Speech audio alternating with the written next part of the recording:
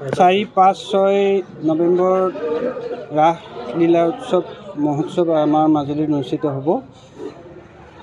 মাজুলী যুৱ সমন্বয় কৃষ্টি সংঘই এইবাৰ 7মবাৰৰ বাবে আমি দৰিয়া মাজুলী মহাবিদ্যালয় খেলপথাৰত দৰিয়া পাৰত আমি অনুষ্ঠিত কৰিবলৈ আগবাঢ়িছোঁ। দৰিয়া পাৰত প্ৰথম আচলতে জুবিন গাৰ্গে তাতে মাজুলীত প্ৰথমটো অনুষ্ঠান আৰম্ভ কৰিছিল। দ্বিতীয়তে দৰিয়া ডুবিক লৈ যিটো গীত আচলতে মাজুলীক লৈ উপস্থাপন কৰিছিলে, সেই গীতটো সমগ্ৰ অসমত জনপ্ৰিয় হৈছিল আৰু মাজুলীখনেও এক নতুন মাত্ৰা লাভ কৰিছিলে। শেহতীয়াকৈ মাজুলী জিলা প্ৰশাসন আৰু মাজুলীবাসীয়ে তাতে জুবিন গাৰ্গদেৱৰ মৃত্যুৰ পিছতে এটি শ্ৰদ্ধাঞ্জলি অনুষ্ঠান কৰিছিলে। তাতে হাজাৰ হাজাৰ জনতাই চকু পানী টুকিছিল। সেই খেলপথাৰখনত মাজুলী মহাবিদ্যালয় সেই খেলপথাৰখনত আমি ৰাস অনুষ্ঠিত কৰি আহিছোঁ। এই বৰ্ষত জুবিন গাৰ্গদেৱৰ সোঁৱৰণত তেখেতৰ প্ৰতি শ্ৰদ্ধা জনাই আমি সমগ্ৰ ৰাসখনত 3 দিনৰ ৰাসত তাতে তেখেতৰ নামত উৎসৰ্গা কৰিবলৈ আগবাঢ়িছোঁ।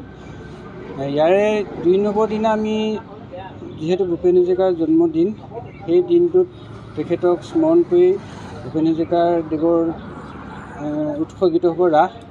গতিকে এই ৰাসখন আমি আচলতে এই বৰ্ষত তেখেতৰ নামত উৎসৰ্গা কৰি 3 দিনে মুকলি ৰাস কৰাৰ মনস্থ কৰিলোঁ। আজি সিদ্ধান্ত কৰিলোঁ ৰাজহুৱা সভা দি সম্পূৰ্ণ বিনামূলীয়াকৈ 3 দিনৰ ৰাস আমি অনুষ্ঠিত কৰিম।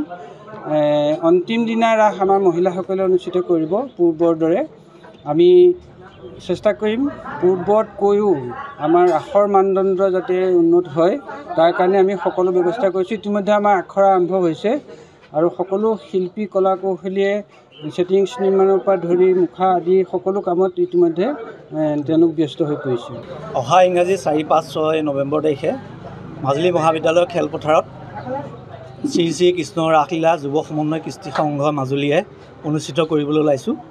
এইবাৰ ৰাসভাগী আমাৰ মৰমৰ শিল্পী সকলোৰে প্ৰিয় বিশ্ববিখ্যাত হিয়াৰ আমঠু জুবিন গাৰ্গদেৱৰ নামত আমি উৎসৰ্গিত কৰাৰ সিদ্ধান্ত গ্ৰহণ কৰিছোঁ। আৰু লগতে ভূপেন হাজৰিকাদেৱৰ 100 বছৰ হোৱাত আমি তেখেতলৈও শ্ৰদ্ধাঞ্জলি জনাম আৰু 3 দিনৰ কাৰ্যসূচী জুবিন গাৰ্গৰ দেৱৰ নামতে উৎসৰ্গিত হ'ব।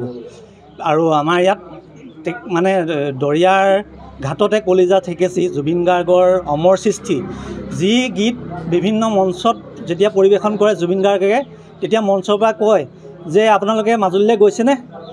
মোৰ মাজুলী প্ৰিয় ঠাই, আপোনালোকেও মাজুলীলৈ এবাৰ আহিব।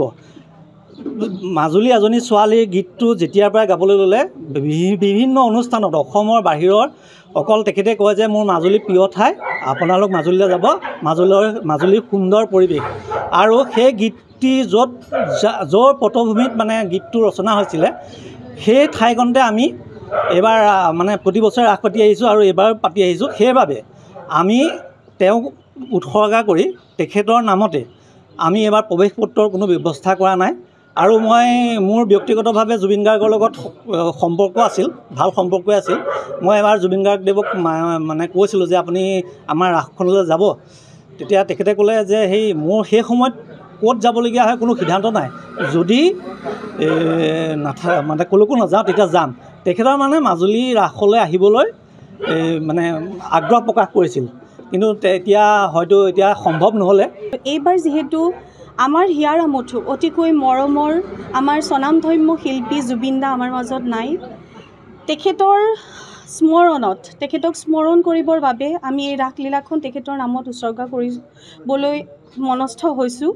আৰু আমাৰ যদিও আমি জুবিন দাৰ এই আমাৰ ৰাসখন উৎসৰ্গা কৰিম, তথাপিতো আমাৰ যি আধ্যাত্মিক ভাৱ, আমাৰ যি নিজস্বতা আছে ৰাসৰ, সেইখিনি আমি কেতিয়াও লোপ পাই যাবলৈ নিদিওঁ।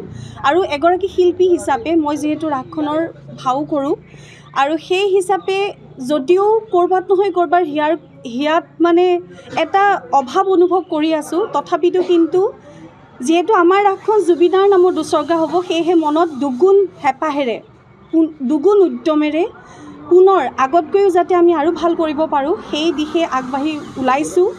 আৰু সকলো ৰাইজক মই আপোনালোকৰ চেনেলৰ জৰিয়তে অনুৰোধ জনাম আহিব যিহেতু আমাৰ ৰাসখন 4, 5, 6 নৱেম্বৰ তাৰিখে দৰিয়াডুবিৰ পাৰত সকলোৱে যাকে চিনি পায় এই দৰিয়াডুবি নামটো যিহেতু জুবিনদাৰ গানে চিনাকি কৰি তুলিছিলে আমাৰ এই দৰিয়াডুবি আৰু দৰিয়াডুবিৰ পাৰতে হ'ব আমাৰ ৰাসলীলা সেয়েহে সকলো অসমবাসী ৰাইজক আমি আমন্ত্ৰণ জনাম যে নিশ্চয় আমাৰ হৃদয়খন ইমান ধৰণে আগুৰি থকা এজন ব্যক্তিক এনেধৰণে আমি হেৰুৱাব লগা হৈছে অকাল অৱস্থাত সেইবাবে উচিত ন্যায় দিয়ক আমাক উচিত ন্যায় লাগে আৰু সেয়েহে আপোনালোকৰ চেনেলৰ জৰিয়তে মই অনুৰোধ জনাম চৰকাৰক আপোনালোকে এই ব্যৱস্থা খুব সোনকালে কিবা এটা সিদ্ধান্ত আমাক দিয়ক যিকোনো খবৰৰ বাবে যোগাযোগ কৰক 7099017330 লগতে 7099017110 নম্বৰত